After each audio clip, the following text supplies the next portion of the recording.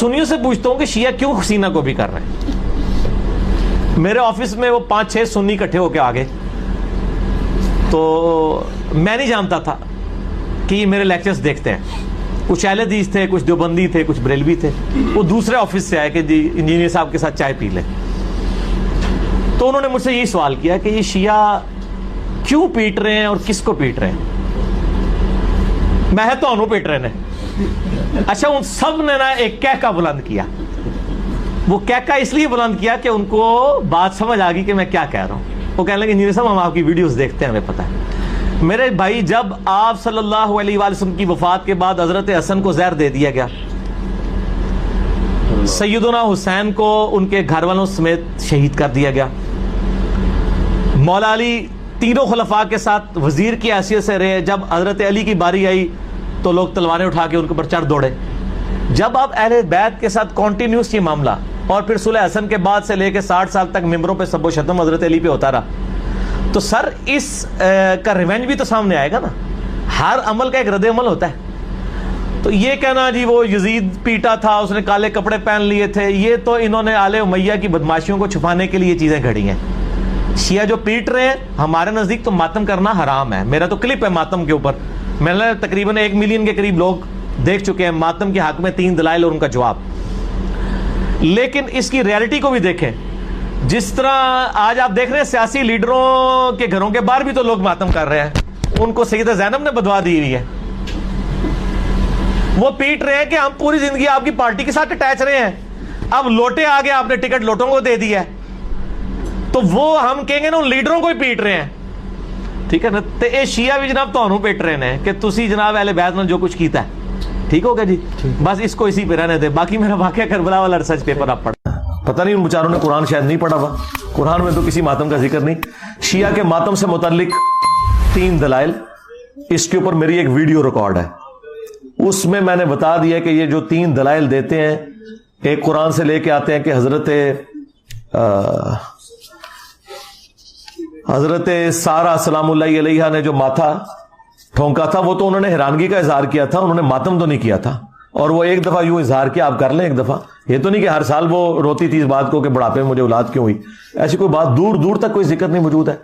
اور پھر ہمارے جو دوست ہیں شہنشاہ نقوی صاحب، انہوں نے اپنی ویڈیو میں کہا کہ جی حضرت یعقوب علیہ السلام جو ہیں وہ اپنے زانوں پہ یوں ہاتھ مار مار کے روتے تھے. قرآن میں لکھا ہوا ہے. سرکار کسی قرآن میں نہیں لکھا، نہ شیعہ کے قرآن میں نہ سنی کے قرآن میں. رہ گیا غم، وہ تو کرتے تھے. غم حسین ثابت ہے، ہم سے زیادہ کوئی غم حسین نہیں کرتا. ماتم کوئی ثابت نہیں قرآن و حدیث کے اندر، بالکل کوئی ثابت نہیں. واقعہ کربلا اس سے ریلیٹڈ نہیں ہے کہ جی ان کے اوپر پانی بند ہو گیا، ان کے اوپر ظلم ہوا، کتنے بندے شہید ہوئے. یہ سیکنڈری چیز ہے. اصل چیز ہے کربلا ہوئی کیوں نبی علیہ السلام کی محنت کو 50 سال کے اندر اس لیول تک پہنچا دیا گیا کہ ہزاروں صحابہ زندہ ہیں اور نبی صلی اللہ علیہ وآلہ وسلم کی پوری اولاد ذبح کر دی جاتی ہے. ہم تو یہ کہہ نہیں رہے کہ کیسے ذبح کیا انہوں نے، آری چلائی تھی یا تلوار چلائی تھی. یہ تو واقعہ کربلا تو سب کو پتہ ہے، ان کی شہادت بھی سب کو پتہ ہے. جامعہ ترمذی میں حدیث ہے حسن و حسین جنتی نوجوانوں کے سردار ہیں، اور ان کی والدہ جو ہے وہ جنتی عورتوں کی سردار ہیں. اور المستدرک الحاکم میں حدیث ہے حسن و حسین جنتی نوجوانوں کے سردار ہیں، اور ان کے والد ان سے بھی بہتر ہیں. تو یہ تو ڈیفینٹ حدیثیں ہیں، یہ تاریخ تو نہیں ہے، نبی علیہ السلام کے فرامین ہیں.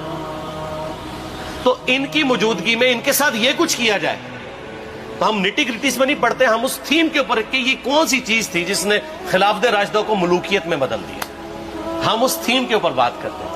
ہم کہتے ہیں چھوڑ دیں، بندے ہندے چھوڑیں. الٹیمیٹلی کیا نکلا ہے، کس کی وجہ سے ہوا ہے، وہ تو حدیث کی کتابوں میں موجود ہے. ہم کب کہہ رہے ہیں خفیہ کیمرے لگا گئے جی کس نے گولی پہلا تیر کس نے چلایا، یہ وہ. ہم تو بتا رہے کس کے دور حکومت میں ہوا اور ان کا اپنا کردار کیا تھا، اس کو کس طریقے سے لا کے تخت پہ بٹھایا گیا. وہ ساری کی ساری چیزیں تو سامنے ہیں. وہ تاریخ کی کتابیں نہیں ہیں، حدیث کی کتابیں ہیں. اگر آپ کہتے ہیں کہ بخاری مسلم سے ہم نے صرف رفع الیدین کی حدیثیں لینی ہیں یا ایمانیات کی حدیثیں لینی ہے اور باقی جو بخاری اور مسلم میں آل امیہ کی بدماشیوں کو ننگا کیا گیا ہے وہ ہم نے نہیں لینی ہے، تو سر پھر آپ اپنے آپ کو کلیئر کٹ، پھر ہم آپ سے واقعہ کربلا نہیں ڈسکس کریں گے، حجیت حدیث پہ بات کریں گے. آپ کو اپنے آپ کو منکرین حدیث کہنا پڑے گا. یہ آپ اسکروٹنگ کیسے کریں گے؟ اس سے بڑی بات مجھے یہ بتائیں کہ عظمت صحابہ بڑی چیز ہے یا عظمت محمد رسول اللہ صلی اللہ علیہ وآلہ وسلم؟ تو بریلوی یہی تو رونا رو رہے ہیں. وہ کہہ رہے ہیں جی قرآن میں تھوڑی آیات ہیں. آپ پھر مڑ مڑ کے پڑھتے ہیں قل انما انا بشر مثلکم. اس میں تو نبی علیہ السلام کی تنقیص ہو رہی ہے. تو ہم ان کو کیا کہتے ہیں کہ تنقیص مقصد نہیں، نعوذ باللہ، نہ ہو رہی ہے. آپ افضل البشر ہیں لیکن آپ کی سپیشیز بشر ہے. یہ ہم اپنا عقیدہ سمجھتے ہیں، وہ اس کو تنقیص شمار کرتے ہیں. تو پھر اس وقت آپ بھی بریلویوں کی بات مان کے تو یہ آیات پڑھنا چھوڑ دیا کریں. آپ کہتے ہیں نہیں آیات ہے کیوں نہ بیان کریں. تو ہم بھی کہتے ہیں احادیث ہے کیوں نہ بیان کریں کہ صحیح بخاری میں حدیث ہے 2812 عمار کو ایک باغی جماعت قتل کرے گی، وہ جماعت دوزخ کی طرف بلا رہی ہوگی اور عمار ان کو اللہ اور جنت کی طرف بلا رہا ہوگا. اب اس کے نرغے میں جو جو آتا ہے وہ آئے، میں اپنے نبی سے ٹکر لے لوں آپ لوگوں کے منہ کا خیال رکھتے ہوئے کہ میں نبی علیہ السلام کو کہوں کہ آپ نے کیوں ایسی بات کر دی کہ مولا علی کے مخالفین کو آپ نے دوزخ کی طرف بلانے والی جماعت کہہ دیا. تو لیں آپ ٹکر، جائیں سیدھا دوزخ میں. اور تھوڑی جرت کریں، آپ یہ کہا کریں کہ اے اللہ، اپنے لیے کہا کریں کہ اللہ تعالیٰ آپ کا حشر یزید اور یزید کے آباء و اجداد کے ساتھ کرے اور اس کی اولاد کے ساتھ. ہم کہتے ہیں کہ اللہ تعالیٰ ہمارا حشر جو ہے وہ مولا حسن حسین، مولا علی علیہ السلام اجمعین اور اہل بیت کے ساتھ کرے. آمین. اور آپ میں تو اتنی جرت نہیں آپ یہ بات بھی کر سکیں کیونکہ ان کو پتہ ہے. تو نبی علیہ السلام کی احادیث کو بیان کرنے کو یہ سمجھتے ہیں کہ جی اس سے مصیبت کھڑی ہو جائے گی تو اپنے آپ کو منکرین حدیث ڈکلیئر کریں. پھر حجیت حدیث کا مقدمہ ڈسکس ہوگا، پھر کربلا نہیں ڈسکس ہوگی. اور یہ ٹی وی پہ بھی آ کے مولوی بیٹھے ہوتے ہیں، سنیوں کے بھی شیعوں کے بھی، مڑ مڑ کے جی وہ یزید نے یہ کر دیا. وہ یزید نے کیا کیا ہے یار؟ وہ تو سسٹم کا نمائندہ بن کے آیا جو پیچھے سے خراب تھا. یزید کو لے کے بیٹھے ہیں، یزید یزید یزید یزید. بھائی پیچھے سے معاملہ خراب ہوا. اگر نہیں یقین آتا تو یہ بخاری مسلم کی میں نے آلموسٹ 200 سے زیادہ احادیث مین سٹریم کی کتابوں سے اکثر بخاری مسلم جمع کیے، پڑھے. اور سر میں نے تو ان کو چیلنج دیا یہ حدیثیں پڑھ کے نا اپنے ممبروں سے صرف ان حدیثوں کی تشریح اپنی پبلک کے سامنے کر دیں. نہیں کر سکتے تو پھر لعنت کے مستحق تو ہو رہے ہیں حق چھپا کے، اور قیام الدین کے منہ پہ لگام ڈالیے. اور پھر مڑ مڑ کے کہتے ہیں نہیں جی وہ کچھ چیزیں خاص ہوتی ہیں وہ عوام الناس کے سامنے نہیں کرنی چاہیے. وہ صحابہ کرام بھی بعض اوقات ایسی باتیں پبلکلی نہیں کرتے تھے. میں نے اس کے اوپر بڑا ایک میرا کلپ ہے یوٹیوب پہ، مولا علی سے متعلق 5 جھوٹ. تو میں نے کافی ساری چیزیں اس میں ڈسکس کی ہیں. لیکن میں یہ کہتا ہوں کہ اللہ کے بندو، جو چیزیں نبی علیہ السلام نے منع کی ہیں بیان کرنے سے وہ تو ہم ڈسکس کر بھی نہیں رہے. میں نے آج تک آپ کو منافقین کے نام بتائے؟ آپ نے حذیفہ ابن یمان کو بتائے تھے نا آپ صلی اللہ علیہ وآلہ وسلم نے، صحیح بخاری میں آتا ہے. تو میں نے آپ کو بتائے، آپ رازدار رسول تھے، وہ ختم ہوگی بات. میں نے کبھی ڈسکس کی ہے؟ اگرچہ میں نے صحیح مسلم کی حدیث 7035 نمبر ڈسکس کی ہے کہ نبی علیہ السلام نے فرمایا میرے صحابہ میں 12 منافق ہیں، وہ کبھی بھی جنت میں داخل نہیں ہوں گے یہاں تک کہ سوئی کی ناکے سے اونٹ نہ گزر جائے. اور ان میں سے 8 ایسا ہے جس کی کمر پہ دوبیلا پھوڑا نکلے گا. میں نے آج تک آپ کو بتایا کہ کس کس کی کمر پہ دوبیلا پھوڑا نکلا اور اس کی موت اسی پھوڑے میں ہوئی ہے؟ بتایا؟ تو میں تو وہ چیزیں ڈسکس بھی نہیں کر رہا. میں وہ چیزیں ڈسکس کر رہا ہوں جو نبی علیہ السلام نے علامات النبوہ میں بتائی ہیں. یہ امام بخاری حدیث نبوت کی دلیل کے چیپٹر میں لے کے آئے ہیں. اور امام بہقی نے 3500 احادیث پر مشتمل ایک کتاب لکھی ہے دلائل النبوہ، کہ ہم نبی صلی اللہ علیہ وسلم کو نبی کیوں مانتے ہیں، اس کے اوپر. اور اس میں یہ ساری حدیثیں عمار بن یاسر کے قتل والی لے کے آئے ہیں بتانے کے لیے کہ دیکھیں ہمارے نبی علیہ السلام کی نبوت کی دلیل ہے کہ آپ نے اپنی وفات کے آلموسٹ 30 سال کے بعد ہونے والے واقعے کو پہلے ہی بتا دیا. یہ حدیثیں چھپانے والی نہیں، بیان کرنے والی ہیں. علامات النبوہ کی حدیثیں آپ کہتے ہیں چھپائیں.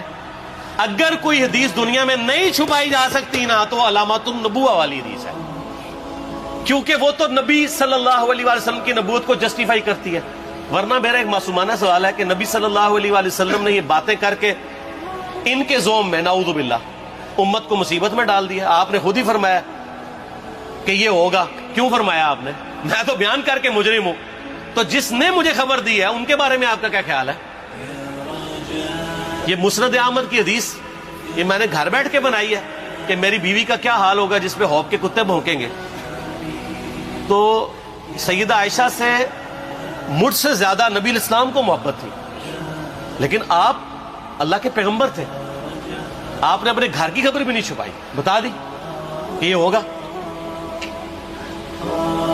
اور اس سے بڑھ کے آپ صحیح بخاری میں دیکھیں عمار ابن یاسر کا خطبہ ہے. میں نے یہ سارا، پریشان نہیں ہونا، یہ ریسرچ پیپر میں سارا کچھ موجود ہے اور کوئی چیز بھی ایسی نہیں جو اس میں سکپ ہو. صحیح بخاری میں خطبہ ہے کہ عمار ابن یاسر کو مولا علی نے بھیجا کوفے میں. کوفے والے نیوٹرل ہو گئے تھے کیونکہ بصرہ سے سیدہ عائشہ آ رہی تھی اور وہاں پہ انہوں نے کہا نہ ہم سیدہ عائشہ کا ساتھ دیں گے نہ مولا علی کا دیں گے. تو عمار ابن یاسر کو تیار کرنے کے لیے، یعنی وہاں کے جو عوام تھی اس قتال کے لیے، مولا علی نے بھیجا. تو سیدنا عمار ابن یاسر نے وہاں پہ کوفے کے ممبر پہ خطبہ دیا. بخاری کے الفاظ ہیں، اوپر والی سیڑھی پہ عمار ابن یاسر نے حسن ابن علی کو بٹھایا، حالانکہ حسن ابن علی سے 4 گنا بڑی عمر تھی عمار ابن یاسر کی، 90 پلس ہو چکے ہوئے تھے، 3-4 گنا ان کی عمر تھی، لیکن اہل بیت کا احترام کیا. خود نچلی سیڑھی پہ بیٹھے. بخاری کے الفاظ ہیں کہ اے لوگو اللہ نے تمہیں آزمایا ہے، ایک طرف دنیا اور آخرت میں تمہارے نبی کی بیوی ہے سیدہ عائشہ، دنیا اور آخرت میں، یعنی عزت اپنی جگہ قائم. یہاں لوگ سمجھتے ہیں کسی کی غلطی آ گئی تو پتہ نہیں کیا ہو گیا. وہ یار اس کا مرتبہ اپنی جگہ ہے، غلطی اپنی جگہ ہے، پیغمبر نہیں ہے وہ. اور دوسری طرف علی ابن ابی طالب ہے. اللہ اب دیکھے گا تم عائشہ کی اطاعت کرتے ہو یا اللہ کی. علی کی نہیں، اللہ کی. کیوں؟ یا ایھا الذین آمنوا اطیعوا اللہ واطیعوا الرسول واولی الامر منکم. ان کا اولو الامر مولا علی ہیں، ان کی اطاعت واجب ہے. یہ اللہ نے آزمایا ہے کہ اللہ کی اطاعت کرتے ہو یا عائشہ کی. اور آپ حیران ہوں گے، یہ حدیث امام بخاری حضرت عائشہ کی فضیلت والے چیپٹر میں لے کے آئے ہیں. اگر امام بخاری مشورہ کر لیتے نا ناسبیوں سے تو انہوں نے کہا تھا سر آخری صحیح رکھو، پچھلا رہن دو، بلکہ پچھلے والا رکھو آخری والا رہن دو، کہ عائشہ دنیا اور آخرت میں. وہ حدیث گھٹنے کا میں آپ کو طریقہ بتاتا ہوں، کاٹ چھانٹ کرنے کا. وہ آدھی حدیثیں لکھتے ہیں نا، آدھی حدیث ایسے لکھتے ہیں امام بخاری کہ سیدہ عمار ابن یاسر نے خطبے کے دوران فرمایا کہ سیدہ عائشہ دنیا اور آخرت میں تمہارے نبی کی بیوی ہے، بس. لیکن امام بخاری نے پوری حدیث لی ہے، آگے وہ بھی ڈالا ہے کہ اللہ آزما رہا ہے کہ عائشہ کی اطاعت کرتے ہو یا اللہ کی، جیسے آپ کے علماء کر رہے ہیں. صحیح مسلم کی حدیث 6488 آدھی بیان کرتے ہیں سارے مولوی، بریلوی، دیوبندی، اہل حدیث سب. میرے صحابہ کو برا مت کہو، اگر تم میں سے کسی نے احد پہاڑ کے برابر بھی سونا خیرات کر دیا اور میرے صحابہ نے 1 مد یعنی 600 گرام خیرات کی، آدھا کلو، اس کے آدھے کو بھی نہیں پہنچ سکتا، بس. حالانکہ یہ مسلم کی حدیث سٹارٹ اس سے ہوتی ہے کہ عبد الرحمن بن عوف کو خالد بن ولید نے گالیاں دی جھگڑے کے دوران، حالانکہ دونوں مسلمان تھے، دونوں صحابی تھے. آپ نے حضرت خالد بن ولید کو بلا کے ڈانٹا، فرمایا تم میرے صحابہ کو برا مت کہو. تو خالد بن ولید نے تو آگے سے نہیں کہا حضور میں بھی صحابی ہوں. ان کو پتا تھا کہ عبد الرحمن بن عوف نے اس وقت اسلام قبول کیا جب اسلام کا مطلب تھا مار، تکلیف اٹھانا، اور خالد بن ولید نے گولڈن پیریڈ میں صلح حدیبیہ کے بعد اسلام قبول کیا. میں اب تم لوگ یہ کر رہے ہو، تم لوگ اگر احد پہاڑ کے برابر بھی سونا خیرات کر دو، یعنی صلح حدیبیہ کے بعد والے لوگ میرے ان کے برابر نہیں ہو سکتے. اور جو فتح مکہ پہ معافی مانگ کے مسلمان ہوئے ہیں طلقاء، مؤلفۃ القلوب آل امیہ، ان کا تو لیول ہی کچھ نہیں ہے. یہاں تو خالد بن ولید کے بارے میں یہ بات کی جا رہی ہے. اور پھر وہ مؤلفۃ القلوب اپنے زمانے میں ممبروں پہ سب و شتم کروائیں سیدنا علی پر، تو سب سے پہلے تو ان کو کہنا چاہیے جن کے بارے میں حدیث تھی کہ تم صحابہ کو گالی مت دینا. ہم نے تو خیر کبھی دی بھی نہیں ہے. اور میں یہ آخری جملہ ان کو ایسا بولتا ہوں کہ جو ان کے دماغ تک ڈرل کر جائے گا کہ آل امیہ نے جو کچھ اپنے دور کے اندر سیدنا علی کی گستاخیاں کی ہیں نا، ہم نے تو ویسی کوئی ایک گستاخی بھی آل امیہ کے بارے میں نہیں کی ہے. میں نے آج تک آل امیہ کے اوپر بائی نیم کسی کے اوپر لعنت کی ہے؟ حالانکہ یہ مولا علی پہ کرتے رہے. یہ ہے لعنتی خود ہو گئے نا. جب مولا علی پہ لعنت کی تو لوٹ آئی. مسند ابی اعلیٰ میں صحیح سند کے ساتھ حدیث موجود ہے, مسند احمد میں بھی موجود ہے کہ سیدنا علی کو جس نے گالی دی اس نے رسول اللہ کو گالی دی صلی اللہ علیہ وسلم. جب ام سلمہ نے کہا تھا, شیخ زبیر صاحب نے اس کو تحکیم میں صحیح لکھا ہوا ہے فوٹ نوٹ کے اوپر, کہ لوگوں تمہارے ممبروں پر رسول اللہ کو گالیاں دی جاتی ہیں, تو ان کا معاذ اللہ ہم کب کہیں گے, ایسا نہیں ہو سکتا. تو ام سلمہ نے کہا تم لوگ علی اور اس سے محبت کرنے والوں پہ گالی گلوچ نہیں کرتے ہو کیا؟ جبکہ میں نبی کی بیوی کہتی ہوں کہ سب سے زیادہ رسول اللہ سے محبت, سیدنا علی سے محبت نبی صلی اللہ علیہ وآلہ وسلم کرتے تھے. لہٰذا جب یہ تم کہتے ہو نا علی پر لعنت, علی سے محبت کرنے والوں پہ لعنت, تو یہ لعنت تو تم نبی علیہ السلام تک لے کے جا رہے ہو نعوذ باللہ, کیونکہ علی سے محبت کرنے والا پہلے نمبر پہ نبی صلی اللہ علیہ وآلہ وسلم ہے. ربیع الاول کے جلوس نکلتے ہیں, سنیوں میں بریلوی ربیع الاول کے جلوس نکالتے ہیں, دیوبندی یکم محرم کا حضرت عمر کا جلوس نکالتے ہیں, اور اہل حدیث جو ہیں وہ ختم بخاری کرواتے ہیں, اور بلکہ وہ تو امیر معاویہ کانفرنسز بھی کروا رہے ہیں. تو سر یہ ساری کی ساری چیزیں انہوں نے خود بنائی ہوئی ہیں. ان میں صرف وہ چیزیں درست ہوں گی جن کی اصل موجود ہوگی, کیونکہ قرآن کہتا ہے من احدث, حدیث ہے مسلم کی, من احدث فی امرنا ھذا, نبی علیہ السلام کی اصل دین میں کچھ چیز داخل کی وہ بدعت ہوگی. محرم کے موقع پہ, ربیع الاول کے موقع پہ, کسی بھی موقع کے اوپر کوئی علمی مجلس کرنا جس طرح ہم کر رہے ہیں, یہ اجتہادی معاملہ ہے, وہ آپ کریں, کوئی حرج نہیں ہے, اس کو کوئی آپ کو منع نہیں کرے گا. آج ربیع الاول کے مہینے میں دیوبندی بھی سیرت النبی کے نام سے کانفرنسز کر رہے ہیں, بریلوی میلاد النبی کے نام سے کر رہے ہیں, اور اہل حدیث امام اعظم محمد رسول اللہ کانفرنس کر رہے ہیں. نام صرف مختلف رکھے ہیں, گالی کی ہو رہی ہے. اچھا, باقی یہ جو آپ کہہ رہے ہیں نا تعزیے, آگ پر ماتم, کوئلوں پر ماتم, زنجیر زنی, یہ سب کی سب چیزیں جو ہے نا جی, یہ اسلام میں بدعات ہیں اور یہ ٹیبو ہے اور اسلام کی بدنامی کا باعث ہے. یہ عزاداری ہے, اس کا شیعہ علی سے کوئی تعلق نہیں. اسی لیے جو ایران کے شیعہ ہیں نا, وہ انڈیا پاکستان کے شیعہ کو کہتے ہیں یہ شیعہ علی نہیں, یہ عزادار ہیں. ان کے ہاں یہ چیزوں کو غلط سمجھا جاتا ہے. ٹھیک ہوگا جی. اور اس طریقے سے گھوڑے کے نیچے سے گزرنا, پاکستان میں ایک بہت بڑے عالم ہیں, ان کے لیے ذرا بعد میں مشکل نہ ہو جائے معاملات, میں ان کا نام لیے بغیر بتاتا ہوں.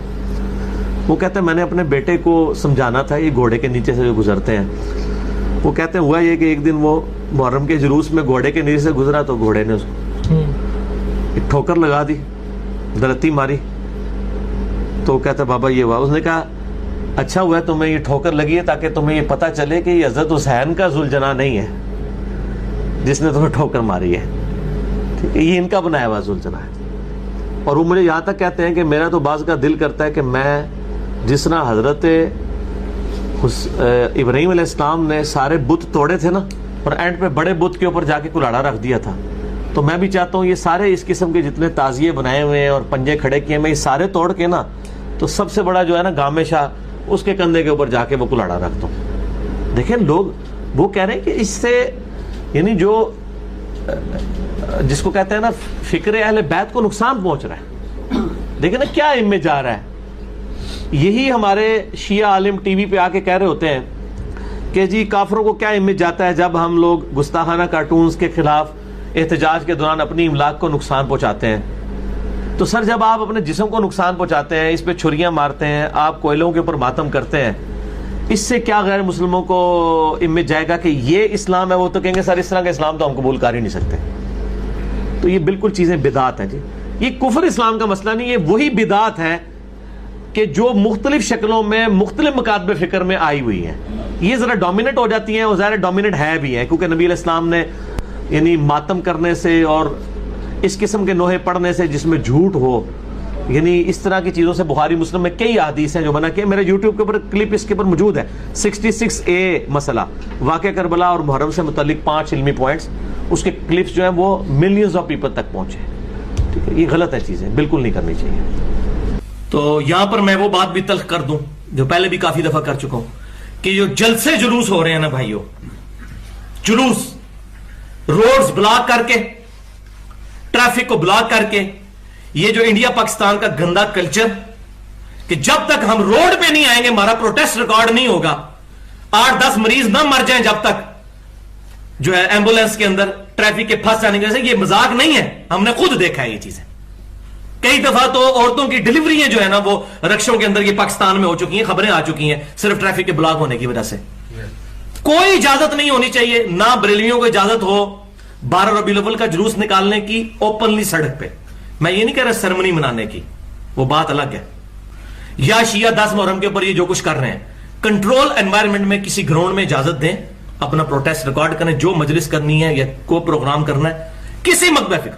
اہل حدیثوں کو بھی کوئی اجازت نہ دی جائے کہ یہ جو ہے وہ حرمت رسول ریلیاں اور یہ جو یکجہتی کشمیر ریلیاں یہ جو گورنمنٹ نکلواتی ہے, یہ کام بالکل اجازت نہیں ہونی چاہیے. سڑکوں پہ کسی کو یہ تماشا کرنے کی کوئی اجازت نہیں ہونی چاہیے. ہاں کوئی علمی نشستیں کوئی کرنا چاہتا ہے ضرور کریں, اور جو نہیں کر رہا اس کے اوپر فتوا نہ لگائے. کرنا چاہتا ہے ضرور کریں, کوئی ایسا معاملہ نہیں ہے, کریں, لیکن اس کے اندر کوئی قرآن و سنت کی بات ہو رہی ہو اور اس کے ساتھ معاملات نہ ہو اس طرح کے کہ جس میں دین سے ہٹ کے کوئی چیز ہو. باقی یہ جو اہل تشیعوں میں بدعتیں ہیں, یہ جھولے نکالنا, ذوالجنا اور یہ جناب پنجا اور یہ ڈولیاں اور عجیب و غریب قسم کی خرافات جو آئی ہوئی ہیں, ماتم وغیرہ بھی ہے, جی ماتم, کوئلوں پر ماتم, نعوذ باللہ من ذالک. اور وہ کہتے ہیں کہ جی وہ چونکہ وہ گرم صحرا پہ تھے, ہم اس کے ساتھ اینالوجی بناتے ہیں, وہ اس لیے کوئلوں میں دیگر مذاہب والے بھی بیچ مکس ہوئے ہیں نا. وہ بھی ہندوؤں میں بھی ہیں. شرف الدین موسوی جو بلتستانی ہیں کراچی والے, انہوں نے ان کی تو کتابیں میں نے 2 دیکھی ہیں نا, وہ تو کہتے ہیں سارا مکس ہوا ہے کام, مکس ہوا ہے. اور وہ تو میرے خیال ماتم کو غلط بھی سمجھتے ہیں. شیعہ کی کتابوں میں ماتم کو کنڈیم کیا کہ یہ بالکل ایک زنجیر زنی ہے سب کچھ. اگر یہ کہتے ہیں کہ ہم ان کی یاد تازہ کر رہے ہیں محبت میں کہ جی ان کو زخم لگائے تھے تو ہم اپنے آپ کو بھی زخم لگائے, تو میرے بھائی ان کے باقی زخم تو مجھے کنفرم نہیں ہے کہ کدھر لگا تھا. ایک والا مجھے کنفرم ہے جو بخاری میں موجود ہے, وہ یہ والا زخم ہے. اگر آپ نے کوئی محبت کا اس طرح اظہار کرنا ہے پھر اس طریقے سے کرنا شروع کریں, نعوذ باللہ من ذالک. اور یہ بالکل بدنامی ہوئی ہے. اور بلکہ ایک اہل تشیع عالم تھے, انہوں نے ٹی وی پہ میں پروگرام دیکھ رہا تھا, انہوں نے کہا کہ جب یہ گستاخانہ عبارات اور کارٹونوں کے اوپر ہمارے مسلمان اپنی املاک کو نقصان پہنچاتے ہیں, بینکوں کو جلاتے ہیں, گاڑیوں کو جلاتے ہیں, تو غیر مسلم کیا سوچتے ہوں گے کہ یہ مسلمان ہے. تو میں نے اس پہ پھر ورڈک دی تھی مسئلہ نمبر 49 پہ کہ آپ جب 10 محرم کے اوپر اپنے آپ کو چھریاں مار رہے ہوتے ہیں اس وقت غیر مسلم, یہ ٹیبو, وہ تو اس کو ٹیبو کہتے ہیں نا نیشنل جغرافک میں, یہ جو ٹیبو والا کام آپ کر رہے ہوتے ہیں اس وقت مسلمان وہ کیا سوچتے ہوں گے مسلمانوں کے بارے میں. بہرحال ماتم یہ ساری چیزیں ہم ان کو بدعت سمجھتے ہیں, اس کے کوئی کفر اسلام کا فیصلہ نہیں ہو جاتا. واقعہ کربلا میں کیا امام حسین علیہ السلام نے 3 شرطیں رکھی تھی, یہ بالکل جعلی بات ہے. ڈاکٹر سرار صاحب کی تو بھائی فیلڈ ہی نہیں ہے. ہمارے سامنے انہوں نے خود کہا کہ بیٹا میں امی ہوں اختلافی مسائل میں. تو میں نے کہا ڈاکٹر صاحب مہربانی کریں, جب آپ امی ہیں تو آپ ان مسائل پہ بات نہ کیا کریں. ہمارے استاد مولانا اسحاق صاحب نے بھی ڈاکٹر سرار صاحب کو ڈانٹا تھا کہ آپ اختلافی موضوعات کے اوپر بات نہ کیا کریں, آپ کی بالکل کوئی اس پہ تحقیق نہیں ہے. یہ تو اسی طریقے سے ہے کہ اب ڈاکٹر ذاکر نائک جو ہے وہ اختلافی موضوعات کے اوپر بریلوی دیوبندی عقائد کے اختلافات پہ بولنا شروع کرتے ہیں, ان کی فیلڈ ہی نہیں ہے. اس کا یہ مطلب نہیں کہ ہم کہتے ہیں ان کا حاکم نے چھین لیا, نہیں نہیں نہیں. فیلڈ بنائیں, علم حاصل کریں, خاری کاٹیں, اس کے بعد ویڈیوز ریکارڈ کریں. ہم کب یہ کہہ رہے ہیں کہ بندہ ویڈیوز ریکارڈ نہ کرے یا بات نہ کرے, لیکن پہلے تحقیق تو کرے نا. میں یعنی اس ہاٹ سیٹ پہ ابھی آگے بیٹھ کے اور پوری دنیا کو آگے لگا لیا, ظاہر ہے اس کے پیچھے میری 25-30 سال کی محنت ہے, تب جا کے اس کرسی پہ بیٹھا ہوں نا.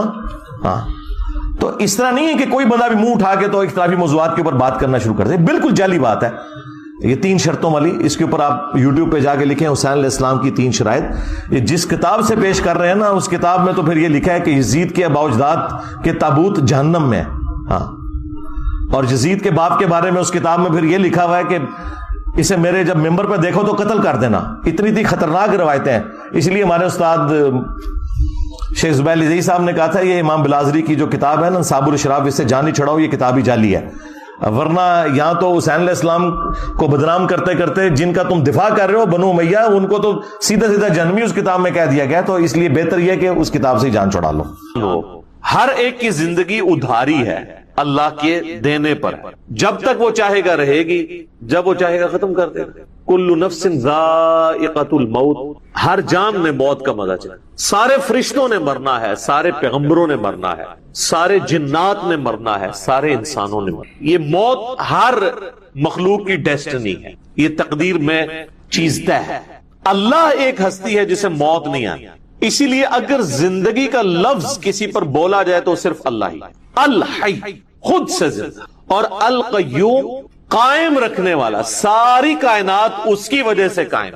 اس کا اگر امر پیچھے سے ہٹ جائے تو کوئی بھی چیز اپنی جگہ پرفارم نہیں کر سکتی. اللہ تعالیٰ چاہے گا تو آگ گرم کرے گی، نہیں چاہے گا تو ابراہیم پہ دیکھیں ٹھنڈی ہوگی. تو آگ کچھ نہیں کر سکتی. اصل میں جو اللہ تعالیٰ نے اس کے اندر خاصیت رکھی ہے، جب تک اللہ چاہے گا کہ وہ ایگزیکیوٹ ہو تو ہوگی، ادروائز نہیں. یہ ہے القیوم. اللہ نے ہر چیز کو تھاما ہوا، خود سے زندہ ہے اور ہر چیز کو تھامے. تو اسی لیے دیکھیں نبی علیہ السلام نے جو میں نے ابو داؤد کی حدیث بتائی کہ اللہ کے اسماء اعظم میں سے ہے الحی القیوم، یہ والی آیت بھی آپ نے تلاوت کی. وَإِلَٰهُكُمْ إِلَٰهٌ وَاحِدٌ لَا إِلَٰهَ إِلَّا هُوَ الرَّحْمَٰنُ الرَّحِيمُ الف لام میم اللہ لا الہ الا هو الحی. اسی طریقے سے جامعہ ترمذی میں ایک حدیث ہے، اس کی سند کمزور ہے لیکن اس کی صحیح سند المستدرک للحاکم میں موجود ہے اور سنن نسائی الکبرى کے اندر موجود ہے. عمل الیوم واللیلہ، صبح شام کے اذکار والے چیپٹر، کہ نبی علیہ السلام نے اپنی بیٹی فاطمہ سے فرمایا تھا اے میری بیٹی مجھ سے لے لے، اور صبح شام اس کو پڑھا کر. یا حی یا قیوم برحمتک استغیث اصلح لی شأنی کلہ ولا تکلنی الی نفسی طرفۃ عین. اے خود سے زندہ ہر چیز کو تھامنے والے، میں تیری رحمت کے ساتھ تیری مدد کا سوال کرتا ہوں. اصلح لی شأنی کلہ، میرے تمام کاموں کو سنوار کر. ولا تکلنی الی نفسی طرفۃ عین، اور مجھے پلک جھپکنے کے برابر بھی میرے نفس کے سپرد نہ کرنا، تو ہی مجھے سنبھال. تو اس میں بھی یا حی یا قیوم کا وظیفہ آ گیا. یہ بھی اللہ تعالیٰ کے اسماء، اور یہ اس وقت تقریباً اپنی ایکسٹریم کو پہنچ چکا ہے، خصوصاً ہمارے سب کانٹیننٹ کے اندر. اور اس طرح کے جب بھی کوئی معاملات ہوتے ہیں تو اس میں اولین ذمہ دار ظاہر ہے علماء سو ہوتے ہیں. علماء حق کی نہیں میں بات کرتا، اہل تشیع کے ہاں بھی جو علماء سو ہیں جن کی اکثریت ذاکرین کے اندر پائی جاتی ہے، وہ بیسیکلی مجرم ہیں اس سارے معاملے کہ جنہوں نے اب یعنی ایک طرف مکتب اہل بیت کی بات ہو رہی ہے اور کئی ایک چیزیں جو اہل سنت کے ہاں اس طریقے سے لوگوں کو کلیئر نہیں ہے لیکن شیعہ کے ہاں ان کو کلیئر ہے. جیسے غدیر خون کی حدیث ہے من کنت مولاہ فہذا علی مولاہ. اس حدیث میں نبی علیہ السلام نے دو بھاری چیزیں جو چھوڑی تھی، صحیح مسلم میں اوپر تلے 4 حدیث ہیں انٹرنیشنل نمبر کے مطابق 6225 سے لے کے 6228 تک. آپ نے مکے سے مدینے آتے ہوئے خم نامی گاؤں میں خطبہ دیا اور فرمایا اے لوگوں آگاہ ہو جاؤ، میں بھی ایک انسان ہوں، قریب ہے کہ اللہ کا قاصد یعنی موت کا فرشتہ میرے پاس آئے اور میں اس کی دعوت قبول کر لوں. میں اپنے بات تم میں 2 بھاری چیزیں چھوڑ کے جا رہا ہوں. ان میں سے پہلی چیز اللہ کی کتاب ہے، اس میں ہدایت ہے، اس میں نور ہے. تم اللہ کی کتاب کو پکڑو، اپنا تعلق اس کتاب کے ساتھ مضبوط کرو. اللہ کی کتاب اللہ کی رسی ہے، جو اسے پکڑے گا ہدایت پہ ہوگا، جو چھوڑ دے گا گمراہ ہو جائے گا. اور دوسری بھاری چیز میرے اہل بیت ہیں، میں اپنے اہل بیت کے معاملے میں تمہیں اللہ کا خوف دلاتا ہوں. میں اپنے اہل بیت کے معاملے میں تمہیں اللہ کا خوف دلاتا ہوں. میں اپنے اہل بیت کے معاملے میں تمہیں اللہ کا خوف دلاتا ہوں. امت نے بالکل الٹ کام کیا، نہ قرآن کو پکڑا نہ اہل بیت کو چھوڑا. یعنی قرآن کو پکڑنے کا حکم تھا، قرآن کو چھوڑ دیا، اور اہل بیت کے ساتھ حسن سلوک کا حکم تھا، اہل بیت کو چھوڑا نہیں، سب کو ہی قتل کر دیا. امت بالکل الٹ چلی. اب یہاں پہ غدیر خون پہ میرے کئی ایک کلپ یوٹیوب پہ لاکھوں لوگ دیکھ چکے ہیں. میں آج اس حدیث کو بیان کرنا مقصد نہیں تھا، بلکہ اس حدیث کی کورالری کے طور پہ میں توحید کی بات کروں گا کہ اہل تشیع کے ہاں بڑے دعوے دار ہیں وہ کہ ہم مکتب اہل بیت کو فالو کرنے والے لوگ ہیں. تو غدیر خم پہ تو نبی علیہ السلام نے قرآن کو پکڑنے کا، اہل بیت کے ساتھ اس نے سلوک کا حکم دیا تھا. یہ جو کچھ اہل تشیع کے ممبروں سے شرک بیان ہو رہا ہے، غالی رافضیوں کے، یہ کیا تعلیمات تھی اہل بیت کی؟ آپ دعائے کمیل بڑی اہل تشیع کے ہاں یعنی ایک ریناؤنڈ ہے، وہ پڑھ کے دیکھیں. اس طرح کی کوئی دعا توحید سے بھری ہوئی آپ کو اہل سنت کی کتابوں میں نہیں ملی. نہج البلاغہ میں مولا علی رضی اللہ تعالیٰ عنہ علیہ السلام کے خطبات قرآن کے حوالے سے اور توحید کے حوالے سے پڑھ کے دیکھیں، کمال کے خطبات ہیں. ان میں تو شرک قریب پھٹک ہی نہیں سکتا.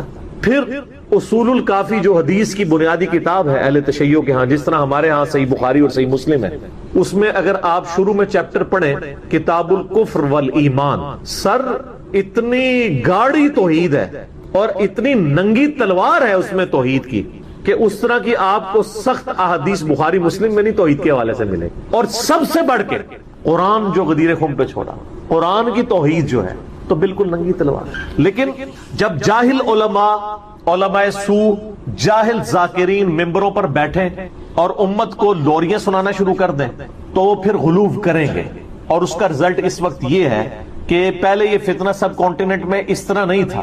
ایران میں تو اللہ کا فضل ہے کہ اس طرح کے معاملات نہیں ہیں. شام میں نصیریہ ایک فرقہ ہے اہل تشیع کا جو مولا علی کو خدا مانتے ہیں، نعوذ باللہ، الوہیت کلیم کرتے ہیں. اہل تشیع کے علماء نے ان کی باقاعدہ تکفیر کی. ایران کے جو اس وقت بھی جو ان کے سپریم لیڈر بھی ہیں اور آیت اللہ ہیں خامنائی صاحب، کلیئر کٹ وہ تکفیر کرتے ہیں ان کی، جو مولا علی کے بارے میں الوہیت کلیم کرتے رضی اللہ تعالیٰ عنہ علیہ السلام. اب انہی کے معاملات یہاں پہ بھی چلنے شروع ہو گئے. یہاں پہ ممبروں سے وہ مولا علی جل جلالہ نعوذ باللہ، بلکہ وہ مولا حسین جل جلالہ، اور وہ کہتے ہیں اہل بیت جو کائنات کا نظام نعوذ باللہ اہل بیت چلا رہے ہیں. اور بھائی یہ کائنات اللہ نے بنائی ہے، یہ کائنات کا نظام بھی اللہ چلا رہا ہے. مولا علی کو بھی اللہ نے بنایا ہے اور مولا علی کو اللہ نے موت دے دی. اب وہ قیامت تک جنتوں میں زندہ ہے، دنیا سے ان کی موت ہو چکی، کوئی دنیا کا نظام نہیں چلا رہے مولا علی. اور قیامت والے دن مولا علی نے ان کو پکڑ کے نا تو دوزخ میں دھکا دینا ہے جنہوں نے مولا علی کے نام کے اوپر یہ شرک شروع کیا.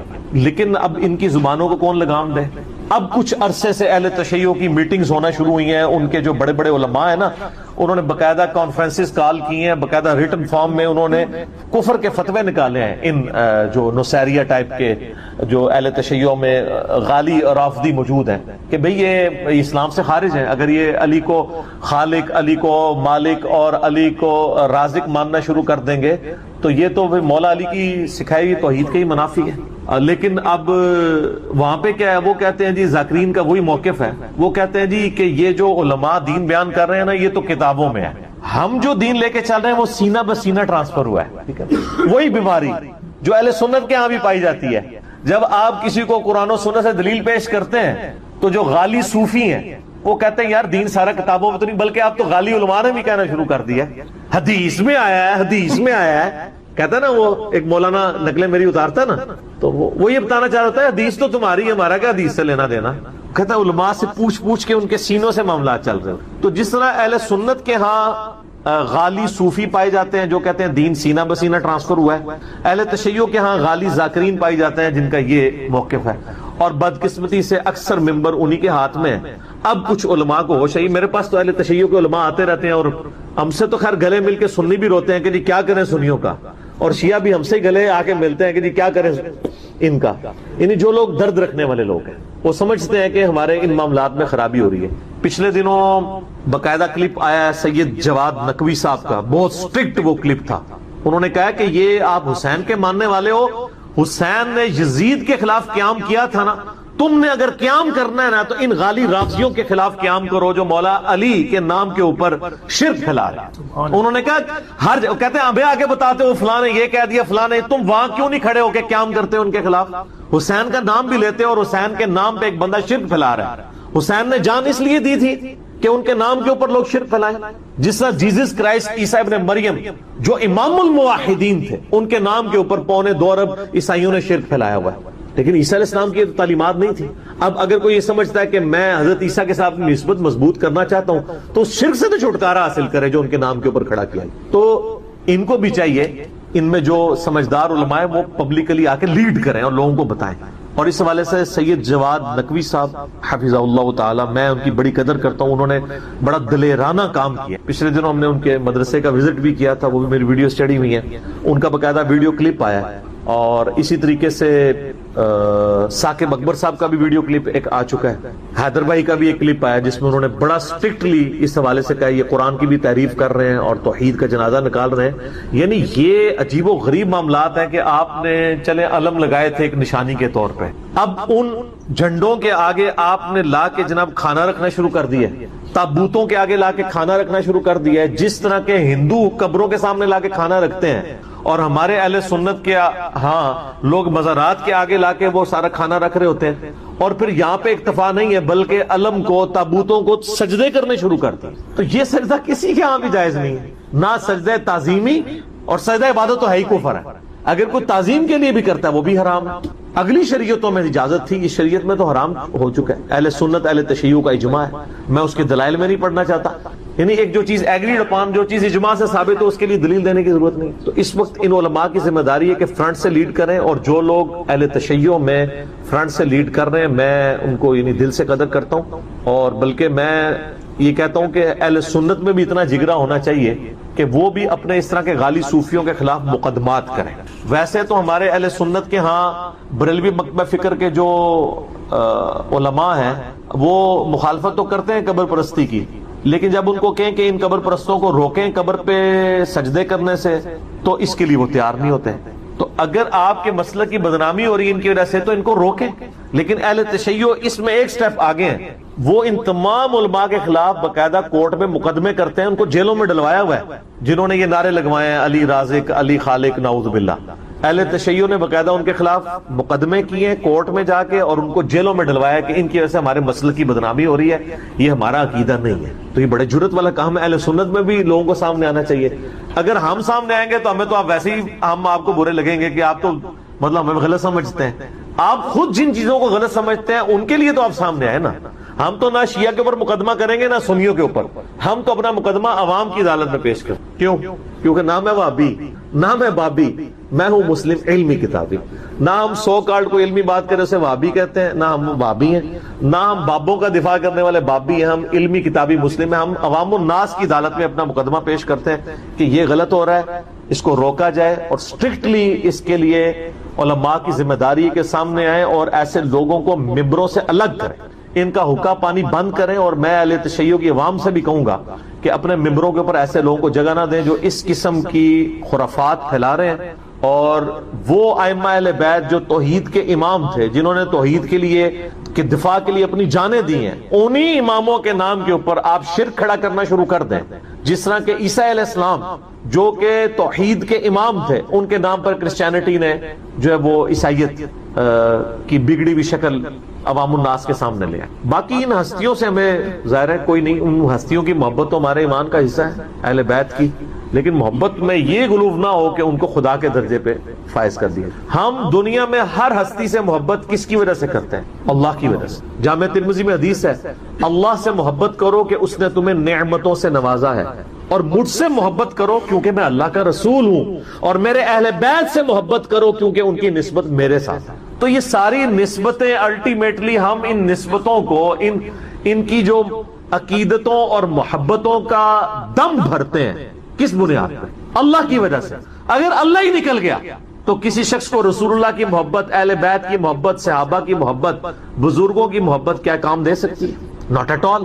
شرک is the most sensitive issue in the sight of Allah. اللہ کے حضور شرک ایسا معاملہ ہے، ایسا حساس معاملہ کوئی نہیں ہے. کیٹاگوریکلی قرآن حکیم میں 2 دفعہ منشن ہوا ہے، سورۃ النساء نمبر 48 اور 116 میں، ان اللہ لا یغفر ان یشرک بہ ویغفر ما دون ذلک لمن یشاء. اللہ اس گناہ کو تو کبھی معاف نہیں کرے گا کہ کوئی شخص قیامت والے دن شرک کے ساتھ اللہ کے سامنے پیش ہوا. اس کے علاوہ جتنے گناہ ہیں جس کے لیے چاہے گا معاف کر دے گا، شرک نہیں معاف کرے، نہ چاہے گا کہ شرک معاف کرے. یہ بھی ذہن میں رکھیے، وَمَن يُشْرِكْ بِاللَّهِ فَقَدْ ضَلَّ ضَلَالًا بَعِيدًا. جو شرک میں پڑا وہ گمراہی میں دور جا کے گر پڑا. اور پھر عیسیٰ علیہ السلام کی اللہ تعالیٰ صفائی پیش کر رہا ہے. اللہ تعالیٰ فرماتا ہے کہ لَقَدْ كَفَرَ الَّذِينَ قَالُوا إِنَّ اللَّهَ هُوَ الْمَسِيحُ ابْنُ مَرْيَمَ. بے شک وہ کافر ہیں، کٹر کافر، کھلے کافر ہیں جو کہہ رہے ہیں کہ عیسیٰ ابن مریم ہی اللہ ہے. وَقَالَ الْمَسِيحُ، جبکہ مسیح تو کہا کرتے تھے یا بنی اسرائیل، اے بنی اسرائیل، اے یعقوب کی اولاد علیہ السلام، اعبدوا اللہ ربی و ربکم، عبادت کرو اس رب کی جو میرا بھی رب ہے تمہارا بھی رب ہے. انہ من یشرک باللہ فقد حرم اللہ علیہ الجنہ ومأواہ النار وما للظالمین من انصار.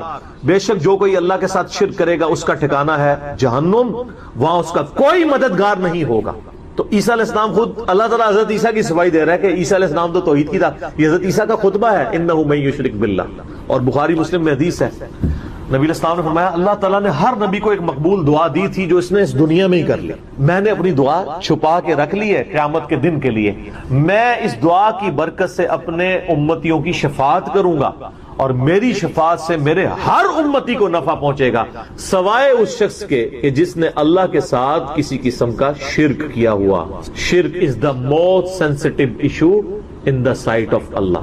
شرک اللہ کبھی معاف نہیں کرے گا. اور شرک کی بنیادی تعریف کیا ہے؟ شرک کسے کہتے ہیں؟ ایاک نعبد و ایاک نستعین.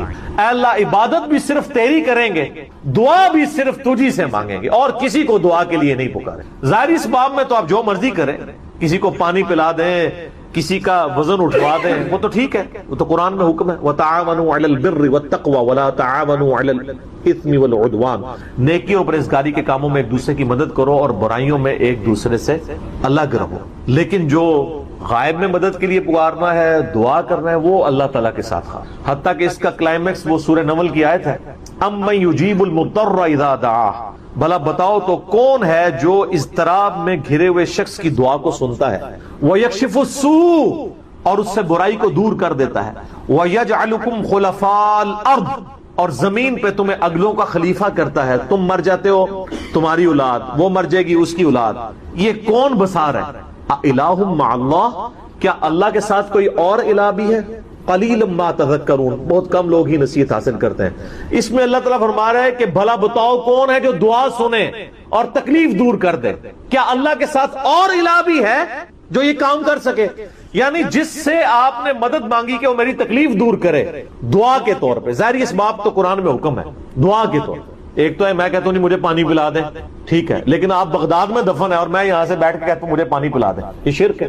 یہ جھگڑا ہی نہیں ہے کہ مولا علی علیہ السلام کو اختیار ہے یا نہیں. مولا علی کو اللہ نے اختیار بھی دیا ہو, تب بھی مولا علی کو آپ پکار نہیں سکتے مدد کے لیے, کیونکہ مولا علی بھی اللہ کو پکارتے تھے, اور مولا علی کا ماننے والا بھی. مولا علی کا صحیح شیعہ کون ہوگا؟ جو اللہ کو پکارے. ایاک نعبد و ایاک نستعین.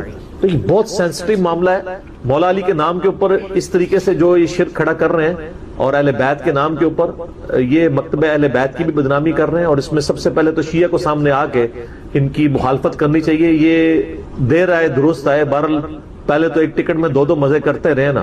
جیسے مزارات پہ جو کچھ شرک ہو رہا ہے نا, علماء مخالفت تو کرتے ہیں اسی مکتبہ فکر کے, لیکن ساتھ مزے بھی لے رہے ہوتے ہیں کہ چلو یار ہمارے ٹھیک آباد تو ہے نا. یہی شیعہ کے علماء نے مجرمانہ غفلت کی. وہ مانتے تو تھے کہ یہ شرک کر رہے ہیں ذاکرین, لیکن وہ ایک ٹکٹ میں دو مزے کرتے ہیں. ان کا چلو ہماری پبلک تو جڑی ہوئی ہے نا, لیکن اب ان کو اندازہ ہوا کہ نہیں یار تو کام ٹپ گیا, یہ تو معاملہ ہمارے ہاتھ سے نکل گیا. اب ان کو ہوش آئی ہے, تو جگہ جگہ کانفرنسز ہو رہی ہیں.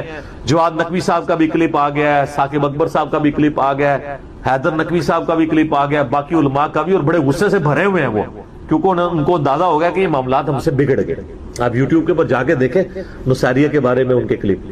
اور پھر بلکہ جواد نقوی صاحب نے تو بڑی بولڈ بات کی. انہوں نے کہا یہی باتیں ہیں جس کی وجہ سے پھر لوگ شیعہ کافر کے نعرے لگانا شروع کر دیتے ہیں. یہ تم لوگوں نے یہ کفر کر کے ان کو مجبور کیا ہے. ویسے جو شیعہ کافر کے نعرے لگا رہے ہیں نا, میں تو ان کے حق میں نہیں ہوں, کیونکہ ان کے اپنے بزرگوں نے بھی یہی کام ڈالے ہوئے ہیں, ان کو تو حق ہی نہیں ہے, ٹھیک ہے نا.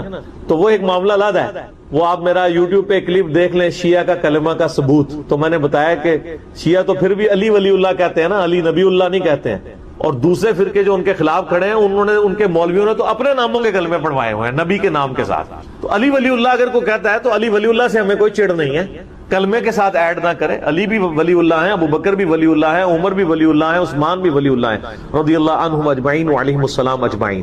ہاں علی کو کوئی نبی مان لے یا علی کو کوئی رب مان لے تو وہ پکا کافر ہے. تو وہ والے معاملات ایک الگ سے.